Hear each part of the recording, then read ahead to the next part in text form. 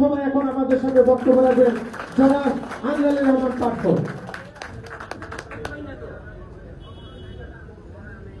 বিসমিল্লাহির রহমানির রহিম। আমার সাথে উপস্থিত আমার সহযোদ্ধারা, বাংলাদেশ জাতীয়তাবাদী দল বিএনপি, পোড় খাওয়া রাজনীতিবিদরা, আমার সামনে আমার মুরব্বীরা, আমার মা বোনেরা এবং বিএনপির সকল স্তরের নেতাকর্মী, বাংলাদেশ জাতীয় পার্টি বিজেপি নেতাকর্মীরা, সবাইকে আসসালামু আলাইকুম।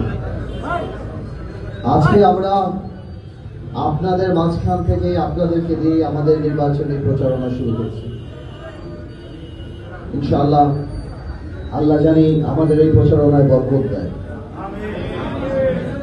আমি বেশি কথা বলবো না, কারণ সময় নেই, আবার মাগরিবের আজান দেবে। আমি খালি এতটুকু বলি, আমার একটা ভাই বলল, এই যে ভাই আপনি বসেন, আমাদের এক ভাই বলল যে পার্থ ভাইকে এমপি হিসেবে দেখতে চাই, মন্ত্রী হিসেবে দেখতে চাই। আপনারা দোয়া করেন পার্থ ভাইকে জানি আপনার একজন ভালো এমপি, ভালো মন্ত্রী হিসেবে। কারণ এই দায়িত্বটা আল্লাহর আমানত। আমি একটা বক্তৃতায় বলছিলাম যে আওয়ামী লীগের 17 বছরের শাসনটা আমাদের হাতে রাখতে হবে। ভাই আমরা জানি অন্যায় না করি, এই আল্লাহর আমানত দেওয়া যেটা আমাদের হাতে, আমরা জানি অন্যায় না করি। আল্লাহর যদি মন উঠে যায় আমাদের উপরে দিয়ে, তাহলে দেখবেন না এই যে বাচ্চা বাচ্চা ছেলেরা যেমন শেখ হাসিনার ফালাই দিচ্ছে, আমাদের কিন্তু দৃশ্যমান শত্রু লাগবে। আজকে আমরা মনে করতে পারি আমরা অনেক বড় বিএনপি, অনেক বড় দল, অনেক কিছু, কিন্তু প্রত্যেকটা পাপেরই হিসাব থাকবে। আমাদের এটা মাথায় রাখতে হবে যে এইটা আল্লাহর আমানত, আমাদের প্রতি দায়িত্ব। আমরা যদি আগে কারোর সাথে রাগ হইতাম, এখন রাগ হওয়া যাবে না। এবং এই কথাটা আমি রাজনীতির জন্য বলতেছি না, আমি খুব কাছ থেকে দেশনেত্রী বেগম খালেদা জিয়া এবং তারেক ভাইকে কাছ থেকে দেখি। যেই পরিমাণ কষ্ট বিএনপির লক্ষ লক্ষ নেতা কর্মীরা করছে, আপনারা করছেন, কোনোভাবে এতদিন পর আল্লাহ তাআলা আমাদের একটা সুযোগ দিচ্ছে মানুষের পাশে দাঁড়ানো, মানুষের জন্য কাজ করার। কোনোভাবেই জানি আমরা এটা খেয়ালত না করি। ভাই আমার কথা হলো, আমি পার্থ এমপি হলে এই গুলশান, বনানী, ভাসানটেক, ক্যান্টনমেন্ট, করালি আমি সিঙ্গাপুর বানাইতে পারবো না। কিন্তু আমি এতটুকু বলতেছি, পার্থ জমি দখল করবে না, কাউকে করতেও দেবে না। আমি এতটুকু বলতেছি, চাঁদাবাজি যারা করবে তাদের বিরুদ্ধে দাঁড়াবো, কোনো অন্যায় যারা করবে তাদের বিরুদ্ধে দাঁড়াবো। কোন ধরনের দুঃশাসন, কোন ধরনের এমন কিছু আমি ইনশাল্লাহ আমার জানা মতে, আমার চোখে আসলে ইনশাল্লাহ সেই সুবিচার পাবেন। আপনার বাড়িতে আপনি নিশ্চিন্তে ঘুমাইতে পারবেন, আপনার প্রতিবেশী পারবে, এবং গত 17 বছর যা হয়েছে কারো কাছে জিম্মি আপনি থাকবেন না। এইটাই যারা মনে করবে, এইটাই যারা বিশ্বাস করবে, তারাই মনে করবেন জাতীয়তাবাদী শক্তি করে, তারাই মনে করেন আসলে এই দেশকে ভালোবাসে। তো আমার কথা হলো, আমি বললাম তো যে এই ঢাকা সিটি আমি রাতারাতি পরিবর্তন করতে পারবো না, তবে আমি এতটুকু করি, আমি 5 বছর এমপি ছিলাম। আমার এলাকায় খবর নিয়ে দেখেন, আলহামদুলিল্লাহ 2 টাকার দুর্নামের নাম আমাদের নামে নাই। আপনারা জানেন 17 বছর আমি ইচ্ছা করলে বহু কিছু করতে পারতাম পারিবারিক ভাবে, সেগুলির কাছে আমি চাই নাই। আমি এই ক্ষমতাকে দায়িত্ব মনে করি, আমি এই ক্ষমতাকে আল্লাহ তাআলার দায়িত্ব আমাদের উপরে দেওয়া, আমাদের সৌভাগ্য যে আল্লাহ আমাদেরকে নির্ধারণ করছে মানুষের পাশে দাঁড়ানোর জন্য, এবং এর জবাব আমাদের দিতে হবে মানুষের কাছে। সুতরাং ভাই আমার কাছে এটা আমানতের জায়গা, আমি কাছ থেকে দেখছি বিএনপির নেতা কর্মী বলেন, সারা বাংলাদেশের মানুষ বলেন কত কষ্ট করছে। আপনাদের কাজ মানুষের এতটুকু আশ্বস্ত করা যে ইনশাল্লাহ আমরা তাদের পাশে থাকবো, তাদের হয়ে কাজ করব, নিপীড়িত মানুষের জন্য কাজ করব। আরেকটা কথা বলতে চাই, এই কথা না বললেও না, আমার বলা উচিত, কারণ এই কথাটা আমাকে বারবার পীড়া দেয়, যে আজকে আমাদের সাথে 17 বছরে যে দল ছিল, তারাও রাজপথে ছিল, যুদ্ধে ছিল, এখানে ছিল, ওখানে ছিল, সেই জামাত ইসলামীও আজকে এখানে প্রার্থী দিচ্ছে।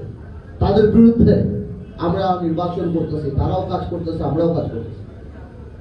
আমি আপনাদের মাধ্যমে আমার জামাতের ভাইদের কাছে একটা কথা জানতে চাই, যারা এই আসলে প্রার্থী দিচ্ছে, আপনারাও মানুষদেরকে জিজ্ঞেস করবেন যখন ক্যাম্পেইন করবেন, যে এই প্রার্থী কে, এই প্রার্থীর পরিচয় কি।